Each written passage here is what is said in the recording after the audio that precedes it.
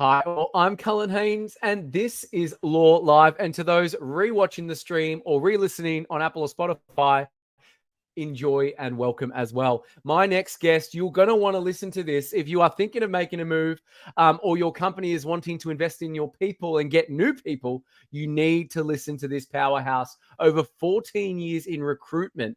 And I'm very, very happy to call a dear friend. Can you please make very welcome the founder of NROL, the one, the only, the incomparable, Jesse Shah. How are you, Jesse? What's going on, mon ami? Oh, mate, very well, thank you. Yourself? Mate, all the better to hear your dulcet tones and be speaking to you right now. And everyone tuning in, I would encourage you. It is now 4:30 in Sydney, Australian Eastern Standard Time. If you have any questions, put them in the comments, or if it's something a little bit more discreet, I'm sure Jesse would welcome a cheeky LinkedIn. Isn't that right, Jesse? Always open for any conversations on LinkedIn. Here we go. Here we go. But, mate, the question of the hour, what is happening in your circle of influence? What's happening in your world? Oh, mate, a lot's going on at the moment, as you can imagine, with lawyers having received promotions or not received promotions, Yeah. happy where they are or not happy where they are. The reviews were big for us. This is a big time for us. The market's busy, having lots of conversations on the ground about not just local moves, but international moves as well, because NROL just opened up an office in London. So now we're, moving lawyers to the EMEA, New York, and Cayman. So a lot happening. Oh, wow. It's exciting. And I want to touch on what you said. Obviously, congratulations for anyone tuning in who was promoted or newly minted partners. Congratulations. But I want to get a beat on how many people didn't get promoted, because I read in the AFR that quite a lot didn't. So I'd like to touch Mm. on that. And do you think there'd be a little bit of despondency in the market? Look, mate, there are quite a few, disappointments out there, which is, some in some cases understandable with what's going on in the economy, but also, people are putting a lot of effort into their work, and unfortunately, some people don't get rewarded when the time is right. I spoke to a lawyer just yesterday who was promised a pathway to partnership, but unfortunately, that promise is now extended to next year, and now he's Mm. considering a move to the UK. So, making these promises to your employees, if you're going to make them, you've got to stick to them, because that's when people start getting itchy feet and wanting to make a move. Do not write checks that you can't cash. My old manager used to say that to me in the early days, and I think it Very rings true. true even now. It does. It does. No, so and we'll circle back to that point, because I think that'll be a recurring theme in what you do. But you've lived quite a colorful life, my friend, and it's an important role that you do. How would you explain your life and what you do using just film titles? Hustle, The pursuit of castle. happiness. Yeah, pursuit Both of great happiness, films. hustle. I guess that's the sort of gridiron gang, the gridiron, Rocky. Oh, mate, you can say it all. Mate, you A day name in it. a life, Absolutely. Yo, a, Adrian, mate. it's A all good. day in the life of a recruiter is never the same. We don't just deal with transactional. We're not transactional in our role. We're dealing with human beings on both sides of the table, and we're also dealing with people's personal matters, supporting them, helping find roles, jobs which change their family life, but at the same time inspirational stories. I spoke to a candidate today, overcame cancer during her studies, and pursue still got a distinction in her degree, and now is at one of the top tier law firms in Australia or So international even. special. So there you go. You know what I mean? Pursuit of happiness right there. So we are, recruiters. We don't get the credit we deserve. No, you don't. You don't. And more importantly, Enroll and your team, I know this is very close to your heart. You've got a little girl yourself. You are actually, for the first time ever, sponsoring the Women in Law in November. And I know gender equality and empowerment is an important thing to you. I'd love to talk more about that. Yeah, we've taken the step of becoming the principal partner of Women in Law Awards. Um, the reason we forked out a lot of our gone and above and beyond for this actually is because law, the gender diversity and equality in law is still very off other professions. Mm. Being a father of a little girl, I want her to be able to join any profession, knowing that she's on a level playing field, no matter what her life takes her in direction. When she has kids, if she does, and if that's the journey, then she comes back. I want her to not think it's a hindrance. It's actually a positive, because it is a blessing, as you know, being a new father yourself. So yeah, we decided, let's really push this event, and we're not just pushing it for this year, we're doing it for the next 4.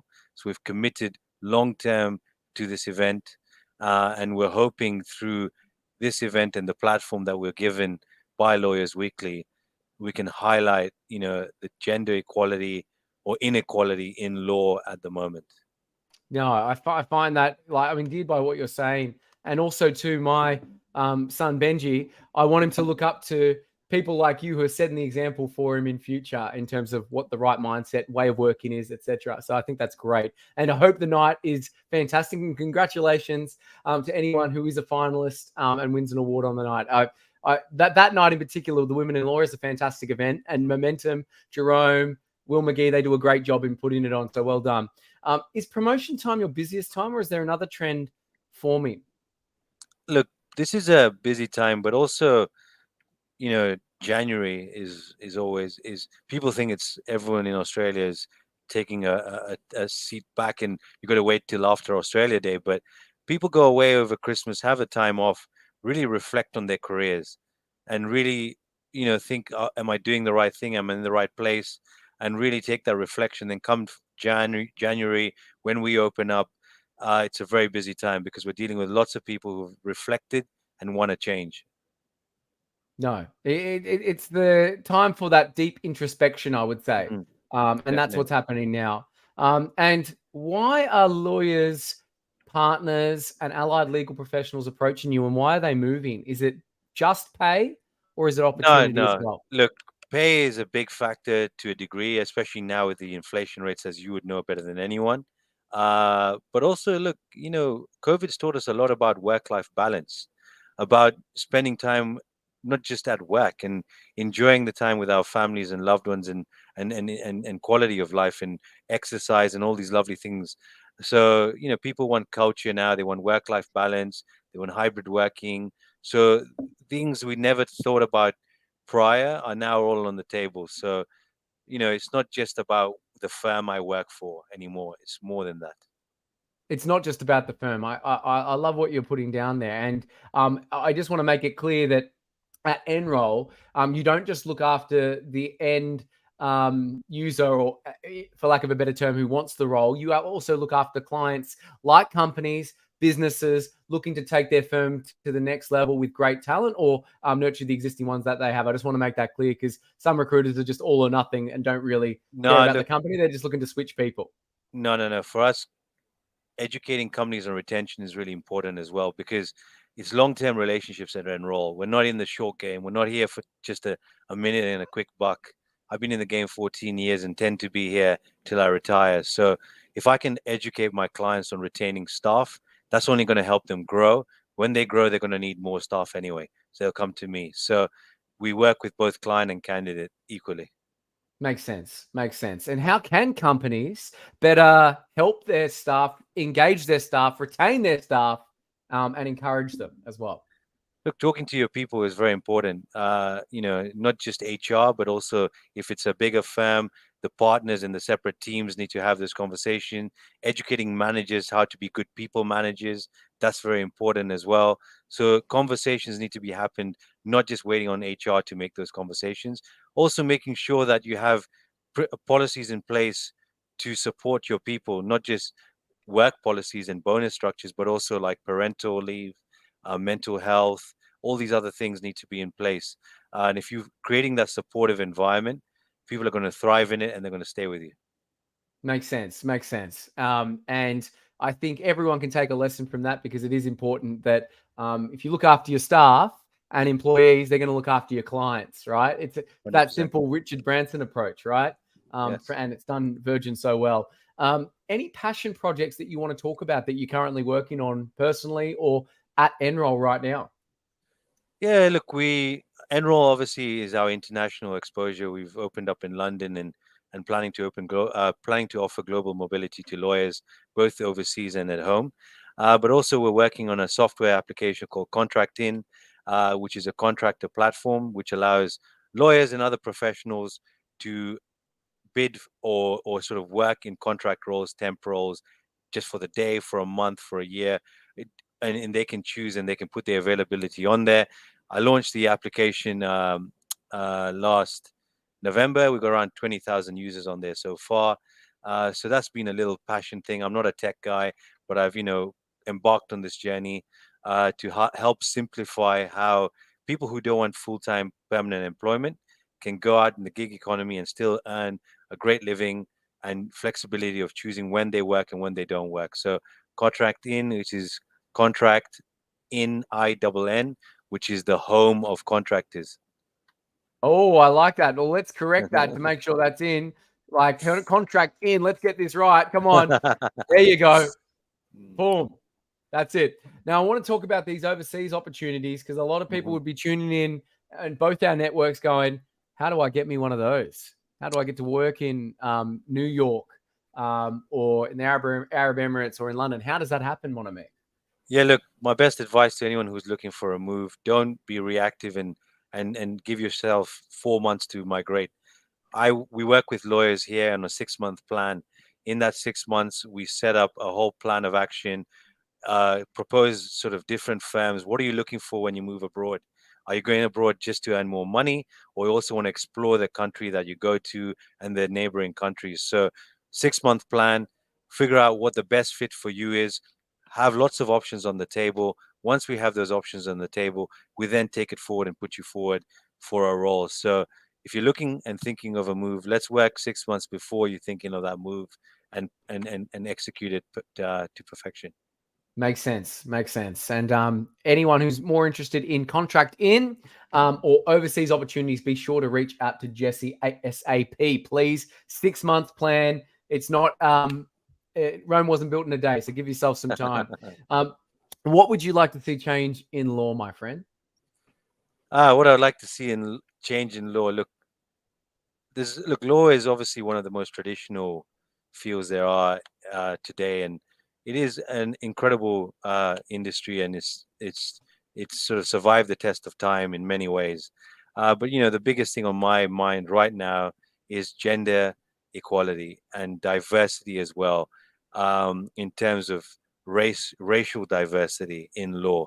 These are the two biggest things I hope we can change. And I'm still ashamed to even be talking about this in 2023. I mean, with 2023, we're still talking about gender diversity. I mean, I can't believe that. And we're talking about That's racial crazy. diversity. I mean, these two things, gender and race, why are we still talking about this now? It should be a given anywhere you go in any profession. So if anything Agreed. can change in law right now, it needs to be these two things. No, very well said there, Jesse. Very well said, and I'm sure a lot of people agree. And piggybacking off of that, such like gems you're dispensing. Is there any lessons you'd like to impart for the younger generation of legal professionals embarking on their career? What would you like to let them know right now? Yeah, look, for me, the biggest thing is when you're embarking on a legal career, it didn't just start once you graduated. You've been planning this. A lot of you have been planning this through your early days when you're still in high school, year 12, even before that. You put a lot of time and dedication in university, 5 years of commitment to achieving this great degree, and then you're embarking on this incredible journey, which is going to take time till you climb to the top, whichever angle you and route you take. But focus more on where you're most passionate in terms of the practice area, and stick to it. I've seen too many lawyers who chase the wrong thing and end up in the wrong practice area. 10 years down the track, I speak to them. They're now senior associates. They've got lots of life responsibilities, mortgages, kids, etc., etc. They have no more passion for the area of law that they're currently practicing, but it's too late to change because they've got too much to lose and too much risk in terms of financial commitment. So my advice to any young lawyers or graduates coming through the ranks is choose an area you're truly passionate about and you can see yourself in that space for the foreseeable future of your career, because that's when you're going to thrive and excel. It'll have a flow-on effect So 100%. pick wisely, and do what you love, because what is that old chestnut? If you do what you love, you'll never work a day in your life. Never, mate. If you're passionate about what you do, mate, you're always going to succeed. Exactly. And I want to also say, those that are maybe looking for the next move, of course, they talk to you like they want a promotion and whatnot, but you do a lot of horizontal moves as well. And Sheryl Sandberg of Meta and Facebook fame said, it's not the corporate ladder anymore. It's a jungle gym. And you're going up, down, across. So you're actually moving, and we recommend you a lot to our clients. When I'm on the phone to them, we get nothing from it, of course, but they get the value of talking to you. When they say, look, my borrowing power is this at, say, I don't know, 140. I said, oh, well, if you want to boost it even more, maybe chat to Jesse, because I'm pretty sure you do 20% increases sometimes on a horizontal move, right? We've seen some crazy things in our time, and for the right firm, the right person, if you're in the, we can get. I mean, we got someone a 40 grand raise in a lateral move. Wow. So these things are not. I'm not saying they're common, and we can get everyone that, but we can definitely help you in a move laterally. You're not just going to be going sideways in salary. We can get you, some raises there. Fantastic. And bringing it to a bit of a close, and we'll come back with some bonus questions. When all is said and done, Jesse, how would you like to be remembered, my friend? Look, I got into recruitment. A lot of people get in for the deal. For me, those days are gone. They were there in my early 20s. For now, it's all about helping people advance their careers, build those relationships. And actually, as you can imagine, in 14 years, there were graduates I recruited back then who are now associates, senior associates, and some are partners in firms. Some are CEOs in tech, which I started recruiting back in the day. So for me, want to be remembered for someone who actually added value, not just from a financial or moving you from job to job, but real value to make the right career decision, which changed your home life, which is the most important. If we're happy at work, we're happy at home. So if we can help get you that best job, which ticks all the boxes, not just financially, but in terms of mental health and everything else, your home life is going to be better. Your family, your wife, whatever it may be, is going to excel, and that's what NROL's about. Someone who added value, and I know you're already doing that in spades, mon ami, in spades. So obviously, thank you for coming on today. Where can people find you? Where are you hanging out the most? Hanging out on LinkedIn the most, as you can imagine, as a recruiter. Jesse Shah, NROL. So you can contact us at recruitment@nrol.com.au, or hit me up, as I said, on LinkedIn, and we can help. Fantastic. So recruitment@nrol.com.au. And a regular of the show, Mayuru, he's got a question for you, if you don't mind there, Jesse. Any advice for lawyers moving to Australia? Where do they start? Thank you.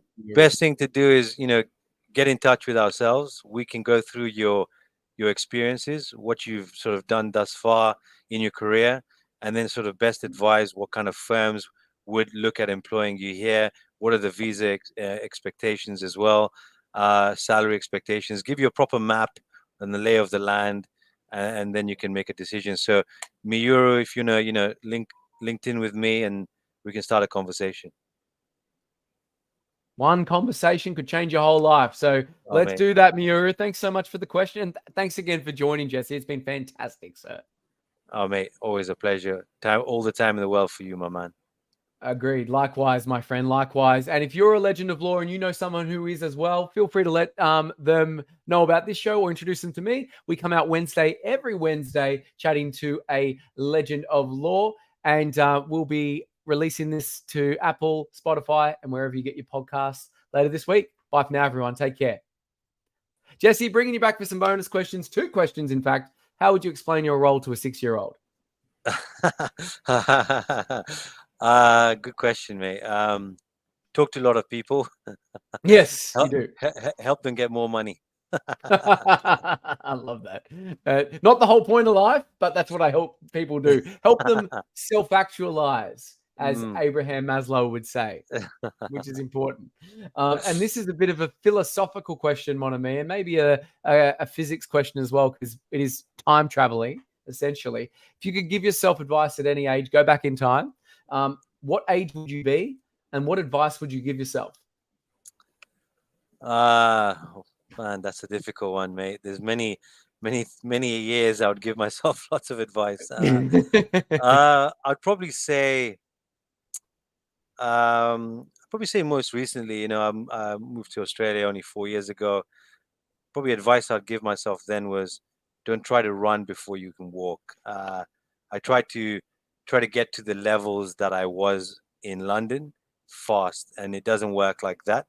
You got to understand the lay of the land, get to know it, and then start running. So that would be my advice: is when you make a new move in any new country, and like we spoke about earlier, lawyers moving abroad, don't put yourself under so much pressure that you're just going to walk into a new country and suddenly hit the ground running, just like you did where you are from. So that's my advice: is take your time, learn the lay of the land, and then go from there. Pearls of wisdom as always there, Jesse. Thank you so much for joining, my friend. I really appreciate it. No, you're welcome, my man. Appreciate it. And thanks for joining, everyone. Have a great Wednesday evening. Take